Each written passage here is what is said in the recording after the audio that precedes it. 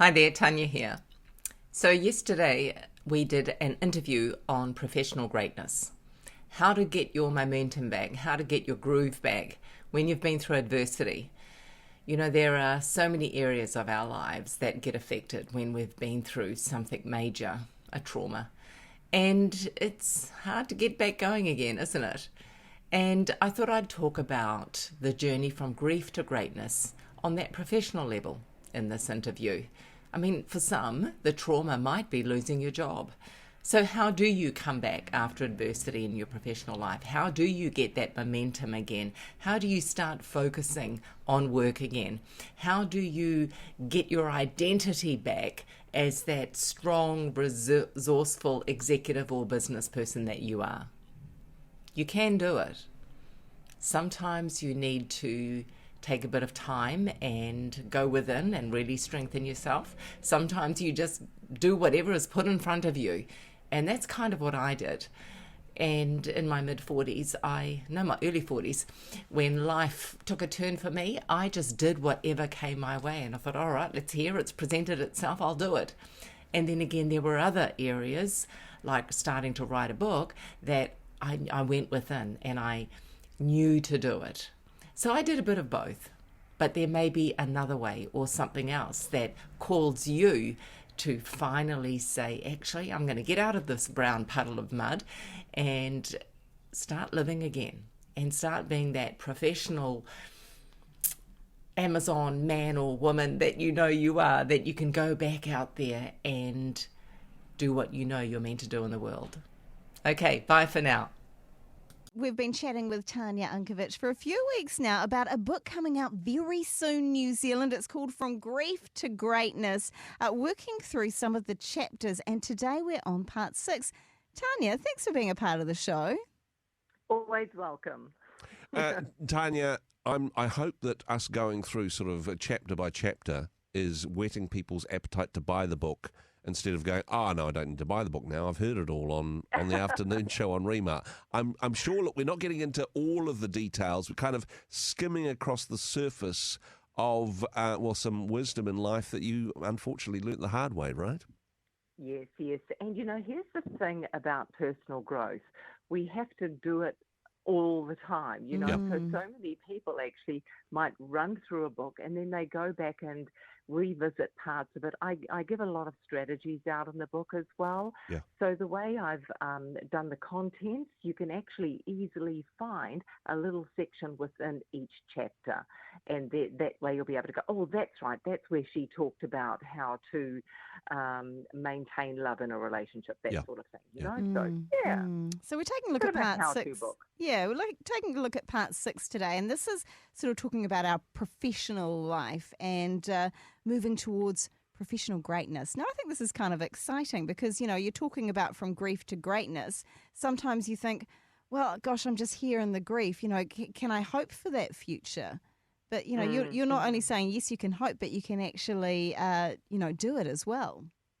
Very much so. And, we grieve for a number of reasons, not only because we've lost someone, but many people grieve when they have retired.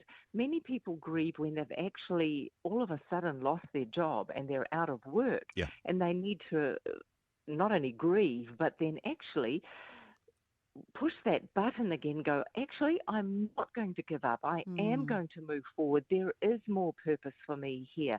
I am an extraordinary executive. I was, and I can do it again, So about getting yourself back up again. Now, when it comes to, I suppose, professional development, perhaps learning some new skills, going back to school, some retraining, or perhaps sharpening up some IT skills, lots of practical tips on how we can move forward. Well, I always say first and foremost, make sure that you have recaptured your strong professional identity or even your personal identity, because what often happens when you are grieving or when you've lost a job or something like that, you don't feel as good as you used to. And easily those stories come into your head where I'm not good enough, I'm not confident, da-da-da-da-da. Same old. This is where you've really got to scratch that record and change that story and go, no, actually, this is who I am. And here's the evidence. I've had a successful career in the past. Yes, this adversity has hit me hard, but I know who I am, and I know I can be that person again. This is the area where I suggest people actually start working first, because that way then they'll have that confidence to step forward into the unknown at times.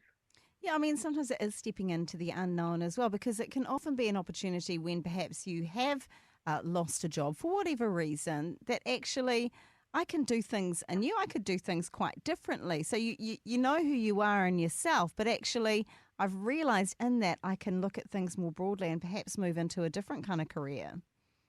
Yeah, and you know that saying, sometimes when one door closes, there might be another one, a far greater door for you. And I always like to believe that God has a plan for me that is so great, I can't even imagine it. So, you know, I had to kind of learn a few lessons with this adversity, and now I'm going to use the pain and create change in other people's lives. You know, this wasn't about me. This is about how can I use this adversity in another area of my life, and maybe professionally. I can create new leaders. I can do so much more with this. Of course, in the current job market, there is a shortage of skills in New Zealand, and well, perhaps a time to reassess our worth as an employee, because actually it's very easy just to keep doing the same thing that you've done and expect to get the same results. But actually, perhaps we should increase our professional worth, increase our value in the eyes of our employer as well, if that's our situation. Yeah, absolutely. And go and learn new skills. You know, so often we stay in the same place doing the same thing over and over again. And that doesn't really do a lot for our self-worth at times, you know. So stretch yourself a little bit, find new skills, believe that it's possible, and you know, for some people, they've forgotten about what they love. They've forgotten what they're passionate about. So you really do need to get excited about life again and go, actually, this is what I really love. I'd regret it if I didn't do this Yeah. in my life, and it may actually help in my job. It may help me to be a better leader or whatever it is that you do. So it's up to us to actually make the decision first and then step out of our comfort zone. Mm. And I guess, you know, perhaps looking at our work as a way to serve others as well, right? Yeah. And I believe that when we focus on our own self, then we forget about what our big purpose is in the world, and Yeah. we just think about ourselves. But the more you can focus on others and have this little mantra, it's not about me, it's not about me, it's about everything else out there. It's about how can I serve mankind, how can I serve God. The more we stay out of ourselves, the greater that we can show up in the world and really serve others. Such good practical wisdom, and as we were saying beforehand, you know, this book has got various sections. It's a great go-to book, and you know, perhaps you'll read through it one day and think, oh, well, that doesn't apply to me now, but hey, perhaps in the future you can circle back and go, now, where was that part? Because this is a situation I'm now facing. This wonderful resource, I mean, a lot of the wisdom from this book is available already on your website, but the book itself coming up, well, we can officially say next month now. Is that accurate? Yes, we can actually at the end Yeah. of January. So once I get some copies in my hand, I will let you know. Absolutely. Well, we look forward to that. It's called From Grief to Greatness. Tanya, thanks so much for being a part of the show today. You are welcome.